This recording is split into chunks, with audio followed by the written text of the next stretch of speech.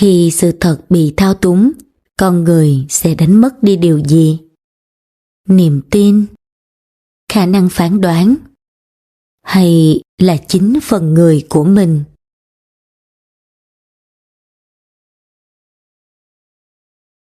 Tập tuần trước, tôi đã nói rằng bất ổn năng lượng sẽ chưa thể dừng lại, ngay cả khi giá xăng đã giảm và nhiều người bắt đầu hy vọng cuộc đối đầu này có thể hạ nhiệt theo một cách nào đó. Và chỉ vài ngày sau thôi, thực tế đã đi nhanh hơn mọi lời trấn an. Sovpass, một mắt xích khí đốt cực kỳ quan trọng của Iran, bị đánh.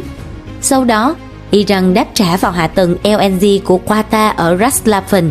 Đòn đánh mạnh mẽ này đã làm mất đi khoảng 17% công suất LNG của Qatar trong thời gian có thể kéo dài từ 3 đến 5 năm. Cùng lúc đó, giá năng lượng toàn cầu đã bật tăng mạnh trở lại. Và ở Việt Nam, từ 23 giờ ngày 19 tháng 3, giá xăng dầu cũng vừa tăng thêm một nấc lớn. RON 95 lên 30.690 đồng một lít, E5 RON 92 thì lên 27.177 đồng một lít, dầu diesel lên 33.420 đồng một lít. Giá xăng tăng xóc lên tới gần 35%, đồng nghĩa với việc vận tải cũng sẽ đồng loạt tăng cước. Nhiều tuyến tăng cá biệt lên tới 50%, tạo áp lực lớn đột ngột lên người dân và toàn bộ thị trường.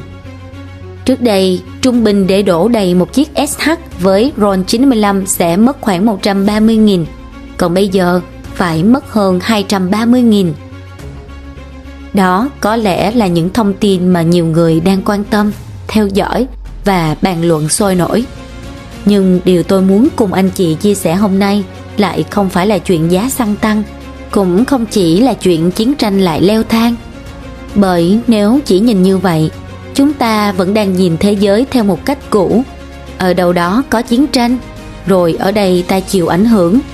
Ở đâu đó có tên lửa, rồi ở đây giá cả biến động. Ở đâu đó có bất ổn, rồi ở đây thị trường phản ứng. Cách nhìn ấy bây giờ đã không còn đủ nữa.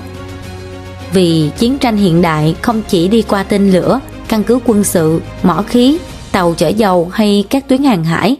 Nó đã đi thẳng vào những thứ giữ cho đời sống dân sự còn vận hành được, như là điện, khí, nhiên liệu, chi phí vận chuyển, giá cả, tâm lý thị trường. Và sâu hơn hết, điều quan trọng nhưng phần lớn chúng ta đang bỏ qua, đó chính là nhận thức xã hội, khả năng hiểu đúng những gì đang xảy ra. Reuters có thể mô tả đợt leo thang mới này là cái cú đánh thẳng vào các mắt xích năng lượng sống còn của khu vực, với tác động dây chuyền lan ra toàn cầu. Nhưng đó chắc chắn không phải là tầng đáng sợ nhất. Điều đáng sợ hơn là trong cùng một lúc, khi chiến tranh đánh thẳng vào năng lượng, thì một cuộc chiến khác cũng đang âm thầm diễn ra song song. Đó là cuộc chiến giành lấy thực tại, giành lấy cách con người nhìn, hiểu và tin vào sự thật.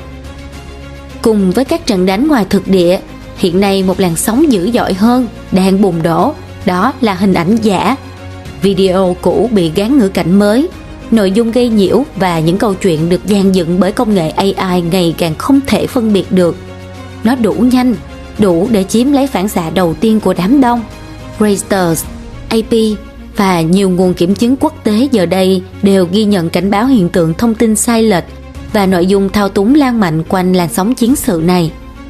Không chỉ Trung Đông, không chỉ Mỹ, Iran, không chỉ chuyện chiến tranh thế giới thứ ba có nổ ra không, mà toàn bộ hạ tầng cảm xúc của đám đông đang bị kéo đi bởi một thứ ngày càng rẻ, nhanh và chính xác trong việc thao túng. Đó là nội dung tổng hợp và dàn dựng bằng AI. Thành ra, thứ bị tấn công không chỉ là mỏ khí, nhà máy hay giá dầu. Thứ bị tấn công còn là một điều vô hình hơn rất nhiều. Đó là khả năng của xã hội trong việc cùng nhận ra đâu là sự thật.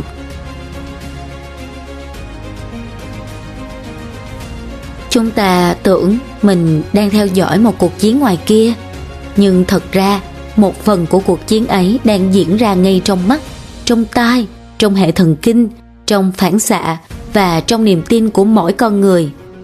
Đó là lý do vì sao tôi không muốn gọi đây chỉ là câu chuyện về tin giả. Gọi như vậy là quá nhẹ. điều đang xảy ra có lẽ còn sâu hơn như thế rất nhiều. Đó là sự thật bị thao túng như một chiến trường. Và khi sự thật bị kéo xuống cùng một mặt sàn với nhiễu loạn, với tuyên truyền, với hình ảnh được dàn dựng, với các phản xạ cảm xúc bị kích hoạt đúng lúc, thì sự nứt vỡ không chỉ là thông tin. Cái bị nứt vỡ chính là niềm tin vào sự thật, là nhận thức xã hội, là khả năng xã hội cùng đứng trên một mặt sàn của thực tại chung. Một xã hội sẽ không suy sụp ngay chỉ vì giá xăng tăng. Một xã hội cũng không sụp ngay chỉ vì xuất hiện thêm vài video giả.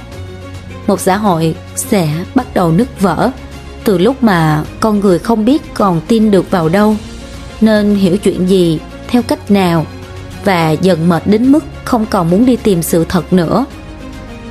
Và vì vậy, có lẽ điều đáng sợ nhất của thời đại này không phải là chiến tranh đang lan rộng đến đâu, mà chính là giữa chiến tranh, công nghệ, hỗn loạn thông tin và phản xạ đám đông, chúng ta có dần đang thua ở một cuộc chiến vô hình, một cuộc chiến giành lấy quyền định nghĩa thực tại hay không? Và nếu đúng là như vậy, thì câu mà chúng ta sẽ tự hỏi không chỉ còn là cuộc chiến này sẽ kéo dài bao lâu, mà là khi sự thật bị thao túng, con người sẽ mất đi điều gì? Niềm tin, khả năng phán đoán, hay là chính phần người của mình?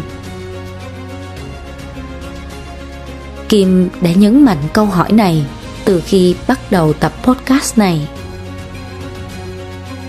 Trong tập podcast này, chúng ta sẽ đặt xuống những diễn biến đau thương của cuộc chiến và những nỗi lo âu về giá cả. Tôi sẽ chia sẻ với anh chị những suy tư của mình về một cuộc chiến đang âm thầm diễn ra. Một cuộc chiến quan trọng đã chạm tới pháo đài cuối cùng của con người trước khi nhận thức thực tại chung sụp đổ hoàn toàn. Đó là sự thao túng. Đó là sự thật. Cùng với tương lai mà chúng ta cần đối mặt.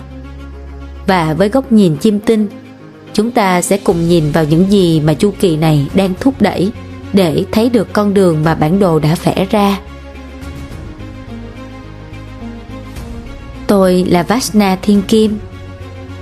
Chào mừng các anh chị đã quay trở lại với Vashna Podcast, nơi chúng ta cùng đọc bản đồ của một thế giới đang thay đổi.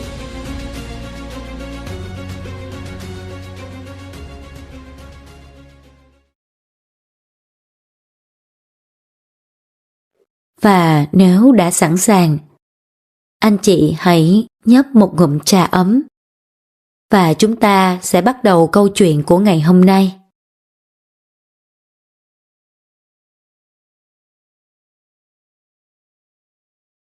Các anh chị thân mến, để hiểu đúng cuộc chiến vô hình này, ta lại phải đi thêm một bước nữa. Vấn đề không nằm ở chỗ thế giới bỗng nhiên sinh ra quá nhiều giả dối. Giả dối chưa bao giờ là thứ mới, tuyên truyền không mới, thao túng không mới, dàn dựng cảm xúc đám đông cũng không mới. Cái mới nằm ở chỗ khác. Cái mới nằm ở việc xã hội hiện đại đang dần đánh mất đi những điều kiện từng giúp đỡ sự thật để tự bảo vệ chính nó. Hãy nhìn vào chính những gì đang xảy ra ở đợt leo thang chiến sự này. Có những video được lan truyền rộng rãi như thể ghi lại các đòn đánh mới của Iran, nhưng thực ra là video cũ hoặc bị gán sai ngữ cảnh. Có những hình ảnh gây sốc bị đẩy đi trước, trong khi phần xác minh luôn đến sau. AFP Fact Check vừa bác một video bị gắn là cảnh Iran tấn công tàu Mỹ, vì thật ra đó là hình ảnh từ một cuộc tập trận quân sự năm 2022. AP cũng đã bác nhiều nội dung thị giác bị gán sai cho chiến sự Iran, trong đó có cả video game footage và hình ảnh không liên quan bị kéo vào ngữ cảnh chiến tranh. Nhưng không chỉ có nội dung giả, mà còn có cả việc AI làm nhiễu việc kiểm chứng. Guardian gần đây có một ví dụ rất đáng để chúng ta suy nghĩ. Một bức ảnh thật về nghĩa trang ở Minab, Iran lại bị các hệ thống AI như Gemini và Grok phủ nhận sai, gắn thành ảnh từ một sự kiện khác. Tức là không chỉ giả được làm cho giống thật, mà đôi khi cái thật cũng bị công cụ AI làm cho trông như là giả. Ngay ở cấp độ nhà nước, nhiều nơi cũng đang phản ứng với mối nguy đó như một vấn đề an ninh, chứ không còn là chuyện truyền thông đơn giản. Ngay tại Việt Nam, tại họp báo thường kỳ ngày 19 tháng 3, người phát ngôn Bộ Ngoại giao Phạm Thu Hằng đã khẳng định thông tin lan truyền trên mạng xã hội cho rằng Việt Nam viện trợ nhân đạo cho Iran là không đúng. Nhưng những bức ảnh ta nhìn thấy được lan truyền trên mạng với đầy đủ thông tin, khẩu hiệu lại không khác gì là một bức ảnh thật. Và nhiều người đã vội chia sẻ, bình phẩm, thậm chí là bùng lên những tư tưởng chưa phù hợp. Vì thế, điều đáng nói ở đây không phải là một tin đơn lẻ đúng hay sai. Điều đáng nói là sự thật bây giờ luôn đến chậm hơn tác động. Một hình ảnh chỉ cần đủ sốc là có thể thắng trước. Một clip chỉ cần đủ đúng lúc cũng có thể thắng trước. Một câu chuyện chỉ cần chạm đúng nỗi sợ đang sẵn có trong xã hội là có thể thắng trước. Còn sự thật thì khác. Sự thật cần thời gian, cần đối chiếu, cần bối cảnh, cần người mà còn đủ sự kiên nhẫn để chờ. Và đó chính là chỗ mà chúng ta thua một cách đau đớn. Có lẽ không phải do lời nói dối mạnh hơn sự thật theo bản chất, mà là vì thời đại này cảm xúc xã hội thường cho cái thứ đến trước, chứ không phải cái thứ đúng hơn. Cho nên nếu phải gọi thật đúng tên thì Kim sẽ không gọi đây chỉ là tin giả, mà Kim sẽ gọi nó là thế này: sự thật đang bị thao túng bằng tốc độ, bằng cảm xúc, bằng hình ảnh và bằng chính sự mệt mỏi của con người. Nói một cách khác, chiến tranh bây giờ không chỉ đánh vào mỏ khí, cảng biển, tuyến vận tải hay giá năng lượng. Nó còn là một cuộc chiến vô hình, đánh vào cái cách mà con người hiểu chuyện gì đang xảy ra. Và một khi đã đi tới đó, thì cái bị thao túng không còn là thông tin, mà cái bị thao túng chính là thực tại mà xã hội đang nhìn vào. Và từ đó, xã hội dần mất đi khả năng phân biệt đâu là bằng chứng, đâu là tuyên truyền, và đâu là thực tại, rồi đâu là AI dàn dựng. Không biết các anh chị có cảm giác như Kim bây giờ không? Một cảm giác bị chai sạn cảm xúc với hình ảnh đẹp. Bởi vì bây giờ hình ảnh quá hoàn hảo, quá đẹp. Không biết đâu là những khoảnh khắc chân thật được ghi lại bằng hình ảnh, đâu là những hình ảnh mà do một vật thể vô tri tạo nên. Có lẽ những tác động của AI và sự kiện giả tới xã hội hiện nay, nó vẫn chưa chạm đến mức làm cho mọi người không thể tin vào điều gì được nữa. Nhưng Kim cho rằng nó đã qua giai đoạn mà tin giả chỉ là vấn nạn truyền thông rồi. Bây giờ nó trở thành một lực làm yếu cấu trúc xã hội theo đúng nghĩa chính trị, tâm lý và thể chế. Xét về mặt logic phát triển của khủng hoảng, nếu chia tiến trình thành 4 nấc, thì Kim đánh giá hiện nay xã hội đã đang ở khoảng giữa của nấc 2 và nấc 3. Bây giờ chúng ta cùng phân tích. Nấc 1 là khi tin giả, nó là một cái hiện tượng không mới, nhưng nó chỉ gây phiền, gây hiểu lầm và chưa làm thay đổi cấu trúc nhận thức của đại chúng. Nấc 2 là khi tin giả trở thành công cụ cạnh tranh gây chú ý. Lúc này nó được dùng để câu view, thao túng cảm xúc, để những câu chuyện được dàn dựng có chủ ý. Nấc 3 là khi tin giả và AI generated content đã trở thành công cụ của xung đột chính trị, chiến tranh nhận thức, tội phạm số và thao túng xã hội. Đây là lúc nội dung giả không chỉ để lừa vài người, mà để bẻ hướng cảm xúc đám đông, làm rối quy trình phản ứng, làm suy yếu năng lực phân biệt thật giả của cộng đồng. Và nấc 4, xã hội đánh mất nền thực tại chung đến mức thể chế phải tái cấu trúc mạnh hoặc siết lại kiểm soát để giữ ổn định. Theo quan điểm của Kim, hiện tại với sự phát triển mạnh của công nghệ, thế giới đã ở cuối nấc 2 và ở đầu nấc 3. Ngưỡng của sự xói mòn niềm tin cấu trúc, một quá trình ăn mòn nền móng của trật tự xã hội từ bên dưới. Có một sự thật là xã hội hiện đại vận hành không chỉ bằng luật, bằng tiền, hạ tầng hay vũ lực, mà còn bằng một mức đồng thuận tối thiểu về thực tại. Con người có thể bất đồng về quan điểm, nhưng một xã hội sẽ chỉ có thể vững vàng được khi vẫn còn một số điều gì đó được xem là đủ thật để cùng nhau phản ứng. Một sự kiện đã xảy ra hay chưa? Hay ai đã nói gì? ai chịu trách nhiệm, đâu là cảnh báo thật, đâu là giả mạo, còn đâu là bằng chứng thật.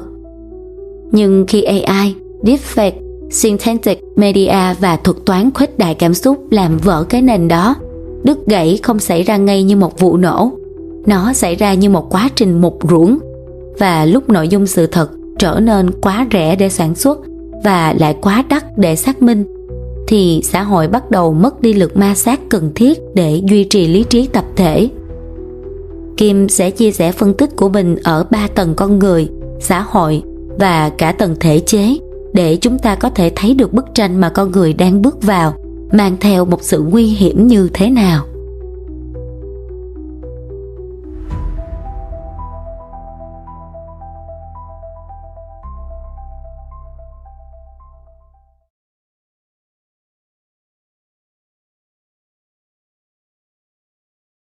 Đầu tiên, ta phân tích ở tầng con người.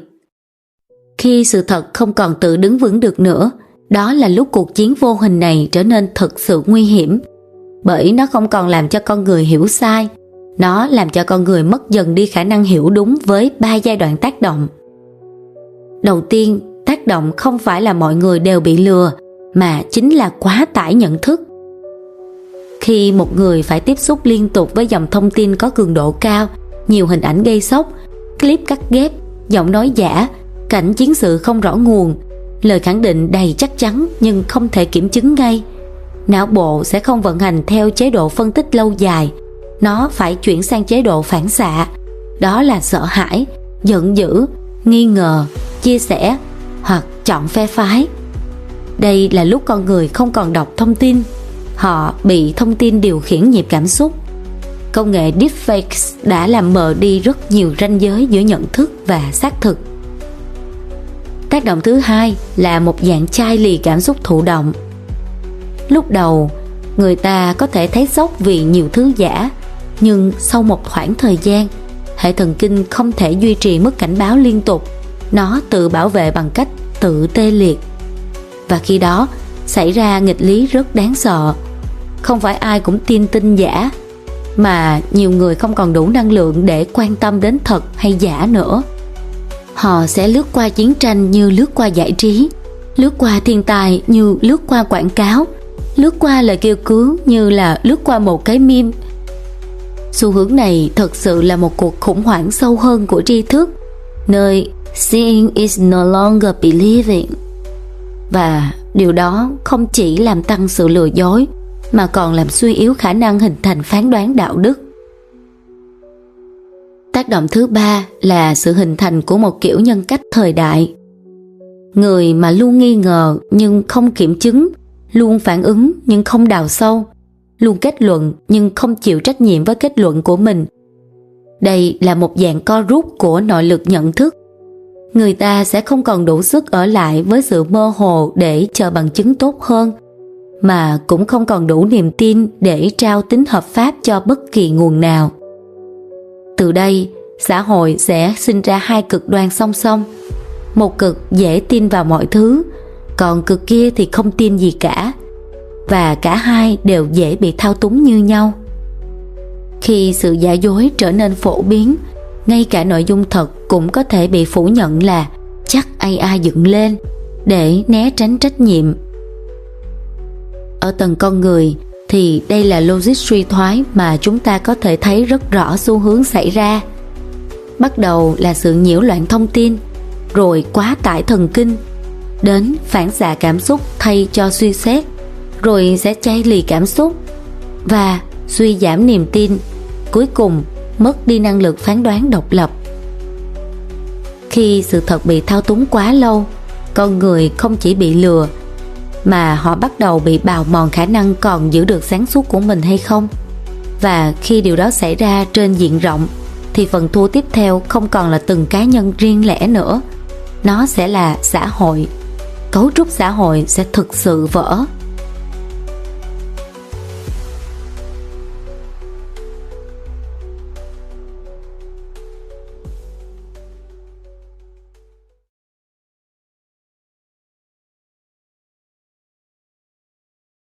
Các anh chị thân mến, Kim cho rằng Một xã hội không bị rạn vỡ trước hết ở luật pháp hay kinh tế.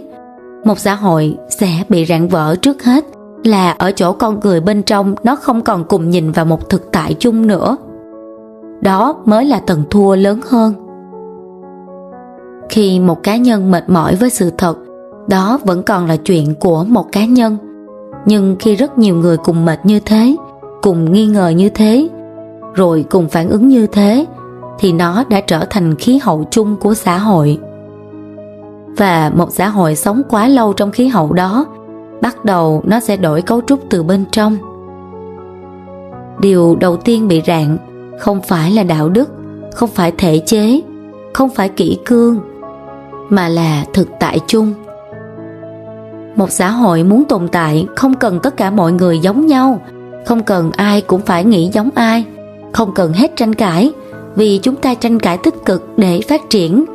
Nhưng nó cần một điều rất căn bản, đó là vẫn phải có một mặt sàn chung để mọi người cùng đứng ở trên đó. Một vài điều đủ thật để cùng nhìn vào, một vài nguyên tắc cộng đồng đủ đáng tin để cùng dựa vào, hay một vài kiểm chứng đủ có trọng lượng để tranh cãi xong rồi vẫn quay về được. Nhưng khi sự thật bị thao túng quá lâu, mặt sàn đó bắt đầu dần dần biến mất. Thông tin sai lệch do AI tạo ra sẽ ngày càng làm tăng phân cực xã hội. Vì thuật toán ưu tiên cái gây phản ứng trước, càng sốc càng dễ lan truyền, càng gây giận dữ, càng có nhiều tương tác. Dần dần công chúng không còn sống trong một không gian thông tin nữa, mà sẽ sống trong các bong bóng xác tín. Lúc ấy, mỗi nhóm sẽ có sự thật của riêng mình, mỗi cộng đồng sẽ có nỗi sợ riêng, mỗi phe sẽ có bằng chứng riêng, và rồi thứ người ta bảo vệ không còn là sự thật nữa. Thứ người ta bảo vệ sẽ là phiên bản thực tại có lợi cho cảm xúc của mình. Đây là lúc xã hội bắt đầu rạn từ bên trong. Bởi khi nó không còn là một thực tại chung, thì mọi cuộc tranh luận sau đó đều trở nên vô cùng khó. Anh không còn tranh luận với tôi trên cùng một nền đất. Anh đứng trên một câu chuyện khác, tôi thì đứng trên một câu chuyện khác. Anh có nguồn của anh, tôi có nguồn của tôi. Anh có cơn giận của anh, tôi thì có nỗi sợ của tôi. Và rồi, thay vì cùng đi gần hơn tới sự thật, xã hội bắt đầu đi xa hơn khỏi nhau. Đó là cách sự đứt gãy xuất hiện. Chỉ cần đủ nhiều ngày mà con người không còn chắc điều gì là thật, không còn tin vào quy trình nào đủ đáng tin, không còn kiên nhẫn với nhau, không còn cảm thấy phải đi tới tận cùng của sự thật. Thế là đã đủ để xã hội yếu đi. Và khi xã hội yếu đi như vậy, niềm tin cũng bắt đầu bị rút ruột. Không chỉ niềm tin vào bài đăng lạ trên mạng, mà sâu hơn rất nhiều. Cái Kim đang phân tích ở đây là người ta bắt đầu nghi ngờ vào báo chí, nghi ngờ các chuyên gia, nghi ngờ cơ quan công quyền, nghi ngờ nhân chứng, nghi ngờ cả những hình ảnh thật, nghi ngờ cả những nỗi đau có thật. Đây mới là một vấn đề vô cùng nghiêm trọng. Và khi một xã hội đã đi tới cái thật cũng bị nhìn như cái giả, thì nó không còn chỉ là thiếu thông tin đúng nữa. Nó thiếu khả năng công nhận điều gì là thật, ngay cả khi sự thật đang ở ngay trước mắt mình. Mỗi nhóm chỉ sẽ tin người của phe mình chọn. Mọi thứ sẽ lại bị quay về cái quỹ đạo của sự thao túng.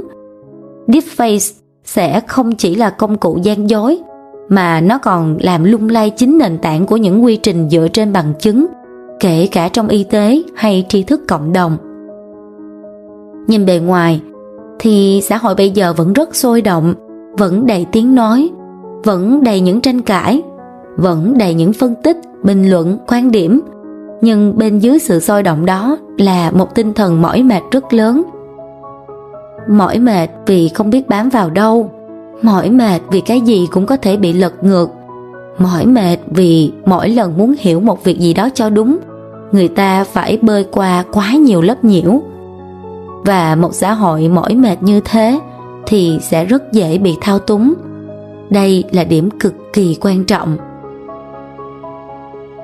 Bạn có biết, muốn thao túng một xã hội khỏe rất là khó, nhưng muốn bẻ hướng một xã hội mệt thì dễ hơn nhiều. Đúng không các anh chị?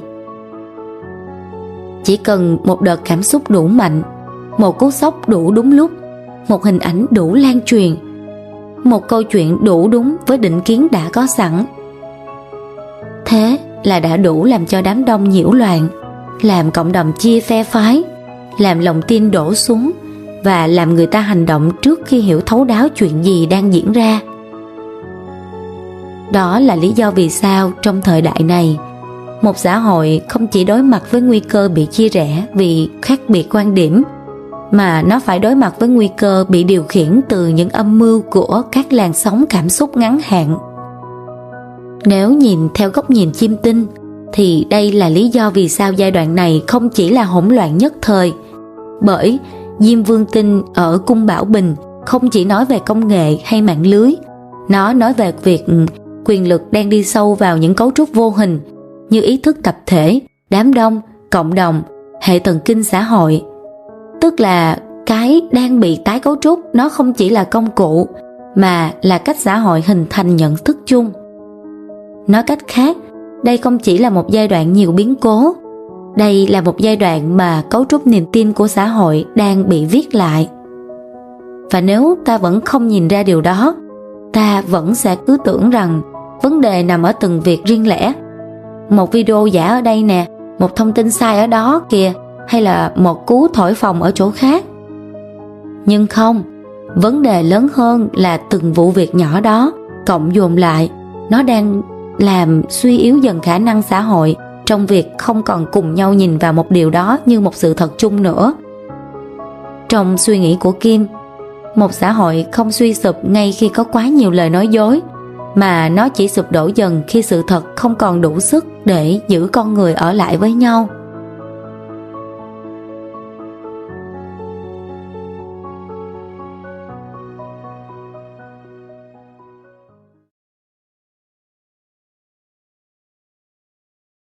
Vậy hệ lụy của những chuyện này là gì?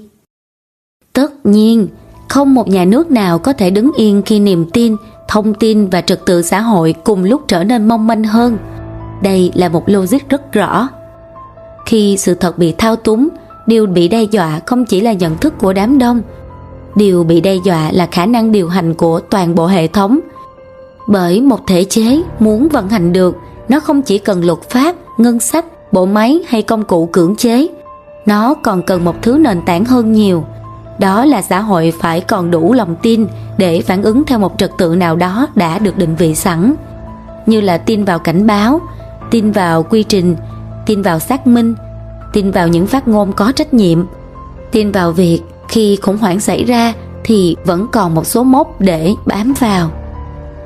Nhưng khi những mốc đó yếu đi, thể chế lập tức gặp vấn đề. Nhìn vào thực tại hiện nay để chúng ta thấy, một tin giả về chiến tranh có thể gây khủng hoảng thị trường, một video bị cắt ghép có thể châm ngòi cho chia rẽ xã hội, một câu chuyện được đẩy đúng lúc có thể làm người dân phản ứng trước khi cả cơ quan trách nhiệm kịp lên tiếng. Một xã hội nghi ngờ kéo dài có thể làm suy yếu luôn cả những thông điệp đúng. Đó là lý do vì sao đã từ một lúc nào đó, vấn đề này không còn là chuyện của báo chí hay nền tảng số nữa. Nó trở thành chuyện của an ninh xã hội, rồi từ an ninh xã hội nó đi tiếp thành chuyện của quyền lực. Bởi khi trật tự bị đe dọa, mọi thể chế đều sẽ phản ứng. Câu hỏi không phải là có phản ứng hay không, câu hỏi phải là phản ứng bằng cách nào. Theo Kim, thông thường sẽ có hai hướng đi cùng một lúc. Hướng thứ nhất là dựng lại các hàng rào cho sự thật, tức là siết lại các quy trình xác minh, đòi trách nhiệm rõ hơn với nền tảng, làm mạnh hơn cơ chế kiểm chứng, truy nguồn nội dung, gắn nhãn cảnh báo, kiểm soát phát tán, xử lý các mạng lưới tạo hay khuếch đại thông tin gây nhiễu. Đó là phản ứng có thể đoán được, vì khi một sự thật không còn tự đứng vững được nữa, thể chế sẽ muốn dựng thêm khung đỡ cho nó. Nhưng ở đây sẽ có thể gây ra một nghịch lý rất lớn. Khi dựng hàng rào để cứu lấy trật tự, thể chế cũng đồng thời đứng trước một cám dỗ khác. Đó là sự mở rộng quyền kiểm soát thông tin. Đây lại là một điều đáng phải suy ngẫm.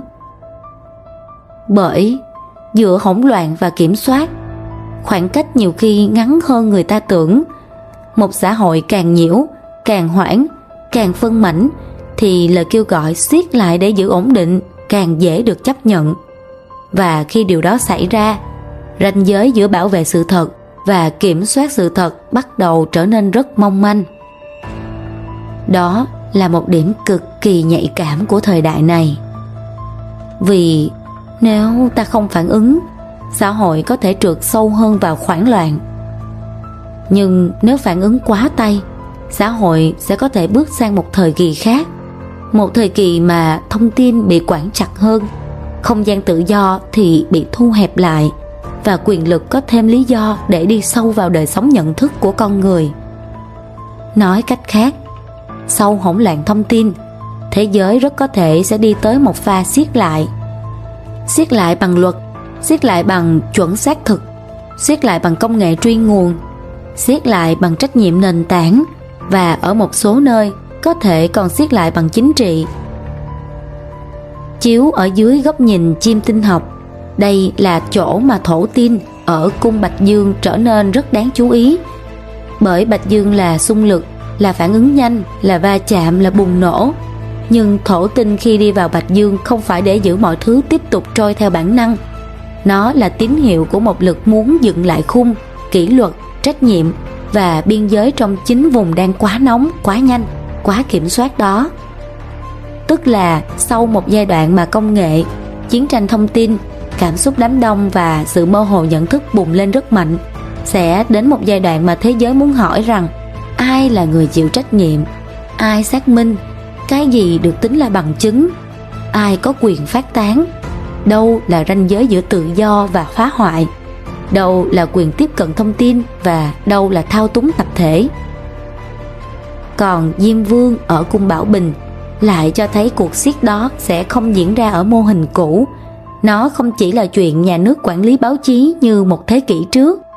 Nó sẽ diễn ra trên các hạ tầng mới như nền tảng, thuật toán, mạng lưới, dữ liệu, định danh, khả năng xác thực nội dung số, quyền luật vô hình trên ý thức tập thể. Tức là cái đang được tái cấu trúc nó không chỉ là thông tin mà là toàn bộ kiến trúc niềm tin của xã hội số và sự kiểm soát. Đây là một điểm rất lớn và cũng rất đáng sợ. Bởi nếu nhìn nông, người ta sẽ chỉ thấy rồi thế giới sẽ quản chặt hơn, rồi sẽ có thêm luật, thêm nhãn xác nhận, thêm công cụ. Nhưng nhìn sâu hơn, điều đang xảy ra là nhân loại đang phải bước vào một cuộc thương lượng rất lớn về cách mà sự thật sẽ được bảo vệ, ai sẽ được quyền bảo vệ nó, và cái giá phải trả cho việc đó là gì.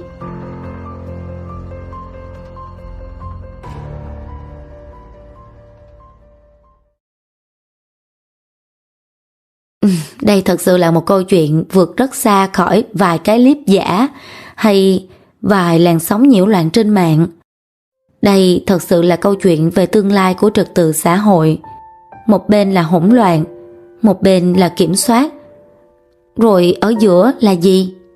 Là con người chúng ta, là quyền được biết, là quyền được nghĩ, là khả năng giữ tự do mà không làm xã hội tan ra.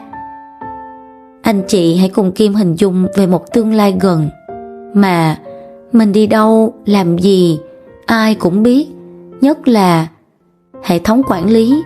Điều đó tốt, nhưng bản thân mỗi chúng ta đều đã mất đi không gian cá nhân riêng tư và tĩnh lặng của mình.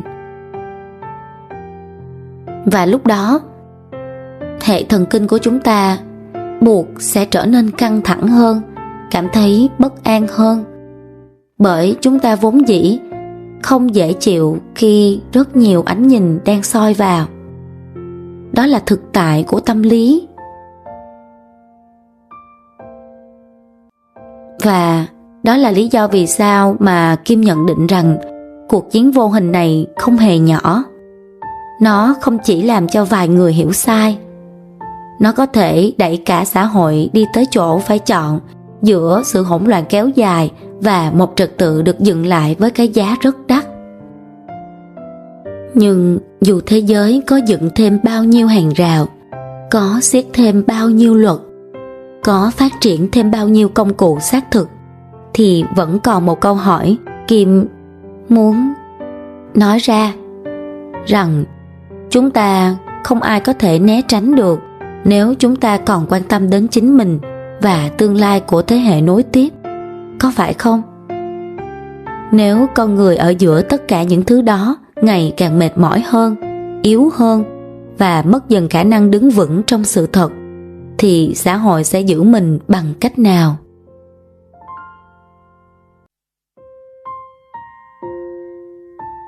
Các anh chị thân mến, có lẽ lúc này, đến lúc này đây, điều chúng ta cần nhìn thấy là chúng ta không chỉ đang sống trong một giai đoạn có nhiều chiến sự hơn, nhiều bất ổn năng lượng hơn, hay nhiều biến động giá cả hơn, mà chúng ta đang sống trong một giai đoạn mà sự thật tự nó không còn đủ sức đứng vững như trước nữa. Và khi sự thật không còn tự đứng vững, thì cuộc chiến cũng đã thay đổi toàn diện. Nó không chỉ đi qua tên lửa, căn cứ quân sự, mỏ khí hay các tuyến hàng hải. Nó đang đi qua hình ảnh, qua cảm xúc, qua tốc độ lan truyền, qua sự mệt mỏi của con người, qua những chỗ xã hội đang nghi ngờ nhau nhiều hơn, tin nhau ít hơn và ngày càng khó cùng đứng trên một mặt sàn thực tại chung. Đó là lý do vì sao Kim nghĩ rằng điều nguy hiểm nhất của thời đại này không phải chỉ có thêm bao nhiêu tin giả hay bao nhiêu cuộc chiến. Điều nguy hiểm hơn là sự thật bị thao túng như một công cụ quyền lực, còn con người thì đang mất dần đi cái sức bảo vệ nó. Và khi sự thật mất đi, cái thua không chỉ còn là một cuộc tranh luận, không chỉ là một lần hiểu sai, không chỉ là một đợt nhiễu loạn thông tin. Cái thua lớn hơn là xã hội bắt đầu yếu đi ở chính nơi từng giữ nó đứng vững niềm tin, khả năng phán đoán và thực tại chung. Khi mất đi sự thật, con người mất đi sự tồn tại của chính mình. Có lẽ trong những năm tới, thế giới sẽ vẫn tiếp tục hỏi ai đang kiểm soát dầu mỏ, ai kiểm soát năng lượng, ai kiểm soát các tuyến hàng hải, ai đang kiểm soát công nghệ. Nhưng cũng có lẽ chu kỳ này sẽ có thêm một câu hỏi khác quan trọng hơn vì sự tồn tại của những thế hệ tiếp nối, rằng ai kiểm soát được điều mà số đông tin đó là sự thật, thuật toán hay con người?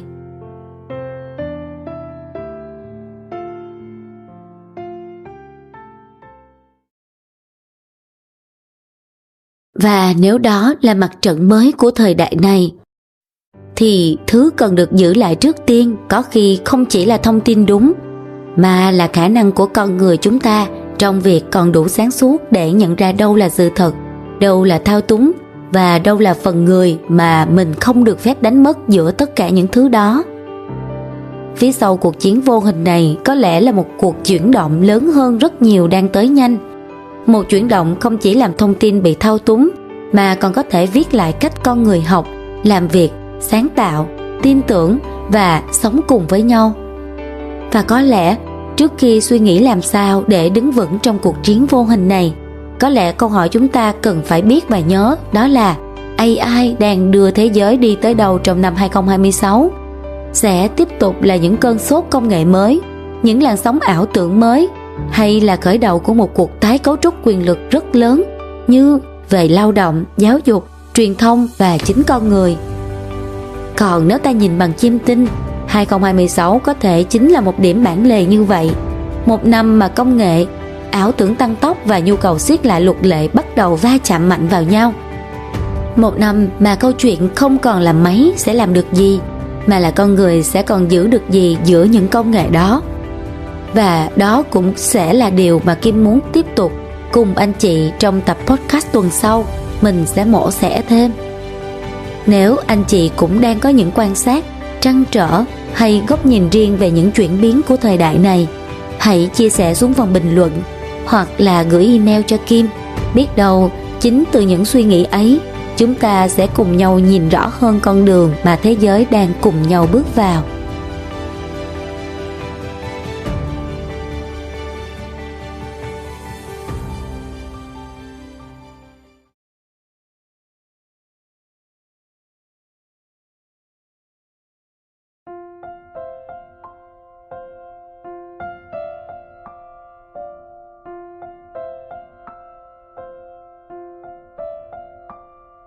Cảm ơn các anh chị đã dành thời gian lắng nghe và cùng Kim đi trong cuộc quan sát chiêm nghiệm này. Nếu anh chị cảm thấy những chia sẻ này hữu ích cho hành trình quan sát, định hướng của bản thân, thì hãy nhấn đăng ký kênh và bật thông báo để chủ động theo dõi và không bỏ lỡ những tập podcast tiếp theo nhé. Hẹn gặp lại các anh chị tại Vajna Podcast vào mỗi tối thứ Sáu hàng tuần.